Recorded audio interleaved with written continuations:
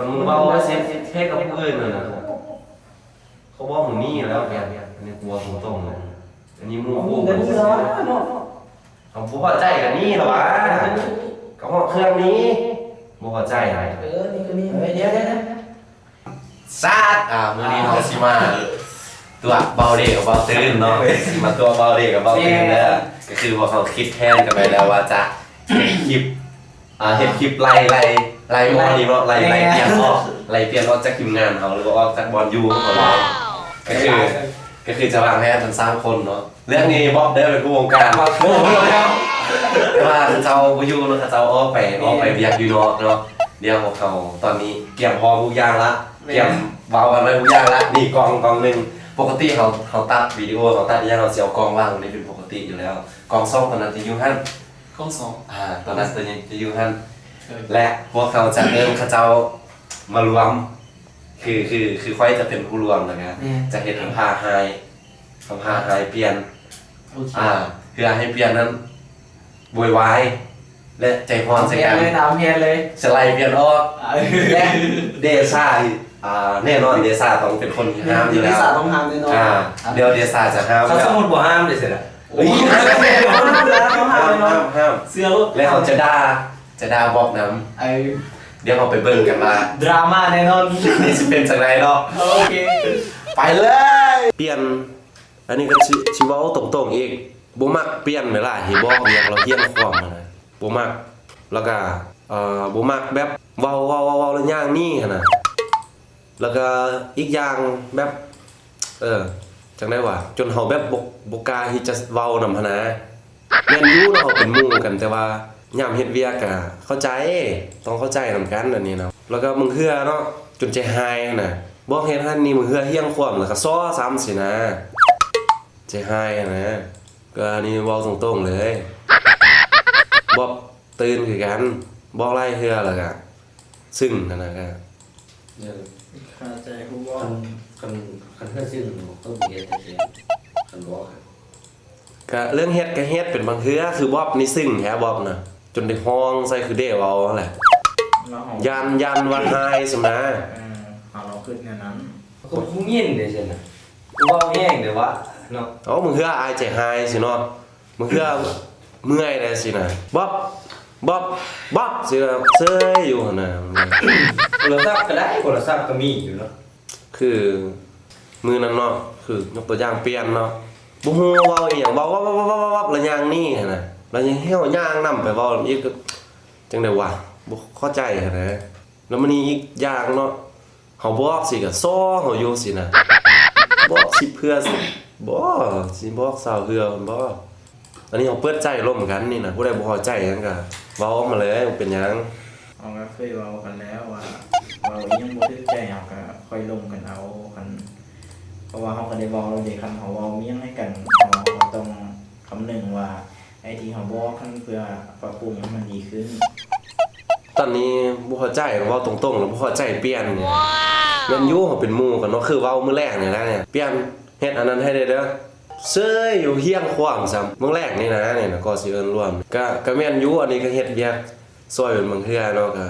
ยอมรับว่าบ่ได้เฮ็ดเวียกซวยยามมื้อเช้านะแล้วเป็นหยังเปลี่ยนคือมักเที่ยงดีแฮะบอกเปลี่ยนเพราะมึงเว้ากับกูนี่กูจะหายตลอดนะนั่นได้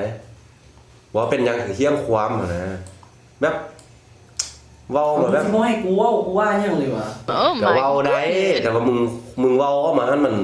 มันบ่คือมึงอื่นเว้านะมึงมากูก็บ่แม่นเด็กน้อยเนาะก็แม่นกับผู้ใหญ่นั่นแหละกูจังบ่เว้าหลายเทื่อนะใช่กูบอกเป็น10เพื่อเศร้าเพื่อกันมันก็บ่แม่นเรียกว่าจูเฮาบ่ได้เฮ็ดเวียกซอยตัวบ่เรียกจังได๋คันเวียกมันหนักหลายก็บอกจูเฮาคันสมมุติว่ามึงเฮ็ดคนเดียวหลายคนบ่ความหมายของมันเมื่อยบ่ยักห้ามตัวแนวนี้คันมันเมื่อยคนก็เว้าเนาะกูเมื่อยอยู่มาใส่กูเฮ็ดเวียกเฮือนคนเดียวสิมึงก็เว้าออกมาอันนี้เวลาเขาบอกเขาเว้าเราหายสิเขาห้ามสิก็หายสิกูก็อยู่บ่ได้ล่ะกูเขาล่มกันนี่บ่แม่นว่ากูสิหายสิเจาะจงมึงได้ว่ากูอยากเว้าเพื่อให้มันดีขึ้นซื่อกูก็ว่ากูดีสุดคันกูบอกมึงบ่ได้ซ้ำนี่กูก็เว้า กูเว้าซื้อนะผมมีหน้าที่ผมก็มีหน้าที่เว้าซื้อให้สิฟังบ่หรือให้สิอีหยังก็ขึ้นกับจูซู แต่เดี๋ยวสิพ่อบอกให้ฟังก่อน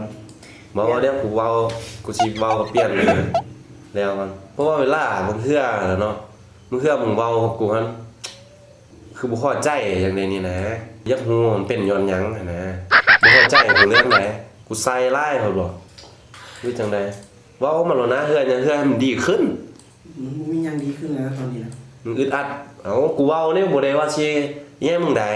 ก็เฮาเป็นหมู่กันเนาะก็นับเพื่อกันเป็นหมู่แต่ว่าเข้าใจเวลาเฮ็ดเวียกเวลาเว้าหั่นน่ะเวลาอยู่ในเวียกหั่นน่ะต้องเข้าใจคือกูบอกคลายกองให้กูนั่นแหละมื้อนี้ก็ได้กูบ่คลายกองกูได้เปรียบจังได๋ให้หยังมึงให้หยังอยู่ เอาบุ้งก็ถามตัวเนาะ กูบอกว่า เวลาที่แบบว่าบุ้งคือบ่ถามพัดว่าอีกได้ มันก็แม่นอยู่แต่ว่ามึงเบิ่งโน้มมื้อนี้น่ะมึงเว้าหั่นน่ะคันมึงเว้าก็สิแค่กับผู้อื่นนั่นน่ะเขาบอกมึงนี่แล้วเปลี่ยนอันนี้กูเว้าตรงๆนะอันนี้หมู่คู่ กั กัน น นี่ ซื่ แล้ว อ เนาะ บ่พอใจกันนี่ล่ะวะ กันนี้ ก็เหาะเครื่องนี้บ่พอใจน่ะ นี่ก็นี่ เฮ้ยเดี๋ยว กูเว้านี่เว้าเฮ้ยยังเว้าเพื่อมันดีขึ้น เข้าไป เดี๋ยว อีดี สินี่ก็นี้เนาะเพราะว่ากูเว้ายังให้มึงบ่ได้แล้วเด้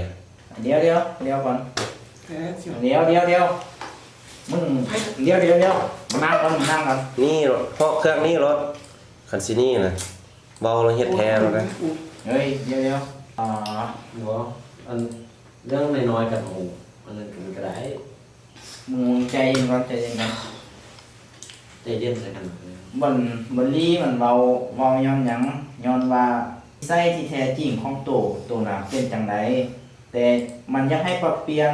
เพื่อว่าจากมื้อนี้นะตัวไปอยู่นำผู้อื่นก็คือว่าลงฝึกงานหรือว่าเฮ็ดเวียกร่วมกับคนอื่นน่ะตัวก็สิเจอปัญหาตัวนี้คือกัน แล้วตัวสิห้องเครื่องนี้แบบเนี้ย ย่านะเดี๋ยวผมบ่พอใจให้มันนี่เนาะ เอาอยู่กับคนอื่นเนาะบ่เคยเป็นแบบนี้นะฮะอีดี มื้ออื่นมันค่อยไปกินข้าวกินน้ำนำกันก่อนนั่งก่อนเดี๋ยวมา มีแต่ขอบไอซิเก็บเครื่อง กูเว้าซับนี่ยังบ่ได้ล่ะขย้อนมึงสิไปอยู่บ้านอื่นมันนี่เอาขย้อนเขาสิเป็นแบบ คนอื่นเราเป็นแบบนี้เนาะ เป็นแบบใดเอามึงเว้ามึงดูเป็นแบบใดกูเว้ามือเดียวนี่มึงปั้นนะมึงว่า มึงฟังมาแม่นไผผิดแม่นไผคืออะไรก็ตามที่มึงสังเกตแล้วมึงอยู่นำกู เอ้ากูก็บอก มึงเว้าดู ในฐานะที่กูบอกได้เพราะว่า มึงสรุปเป็นจังไดให้กูฟังบอก คือมึงเว้าเนาะมันคือมือนี่น่ะแบบกูเลือกอดแห้งอะนะกูอยากเว้าแห้งอะนะมึงเว้ามึงซ้อมึง กูจิตใจแห้งแล้วกูแห้ง ทำ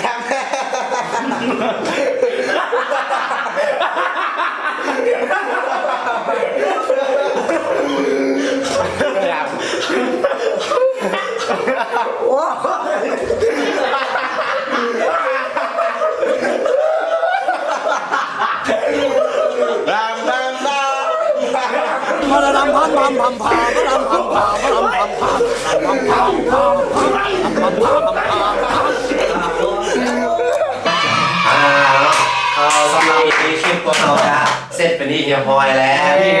หน้าสองเดือดรอดเนาะเดือดเขาแกงเนาะ เขาแกงสำเร็จเนาะ เป็นไปตามที่วางแผนไว้เนาะอย่าข้ามความรู้สึกสองคนเราเป็นจังไดเวลาคือหมูกวางหมูแกงกันนะ ขึ้นต้มจนเปื่อย คือแบบว่าโคตรจริงจังที่สุดเลยนะ ต้องซ้ำเกลือ คือว่าหัวแบบต้นหัวอะไรก็ปิ้นแล้วไปรอ โอ้ตัวโซ่3เถื่อมันนะโอ้ บอกได้เลยว่าซุมื้อนี้โลกมันบ่เป็นตาอยู่แล้ว แต่ว่าพวกเขากาซิล่ามันโตให้มีการสร้างบทของเขาเพื่อในการบทจะเอาคืนเนาะแต่ว่าบอกเลยว่าคลิปนี้คือว่าโอเคเราโอเคเป็นตามที่คาด แล้ว ไว้ ผมรู้สึกของอันดีนี่เป็นยังไงเมื่อกี้นี้ คนลืมห้องเครื่องไว้ให้มันสะ เรื่องอย่างนั้นเนาะอย่างนั้น ลืมป้อมันวัสลิดมันทั้งบ้านได้สร้างทั้งเครื่องของ บ บ่ตื่น กูจะเอาความจริงมาเว้าเลย อย่ามาเข้ากับอยู่นี่เด้อที่เราว่าตัวไปดีกว่านี้เนาะให้เนาะ เอาตัวให้ฟังดิ เนี่ยเนาะโอเคเนาะมาคลิปนี้ แม่น คลิปนี้คือใจเจ้าเนาะอย่าลืมกดไลค์กดแชร์ แม่น กดติดตามพวกเขาเด้อพวกเขาฟรีทำไมเนาะพวกเขาฟรี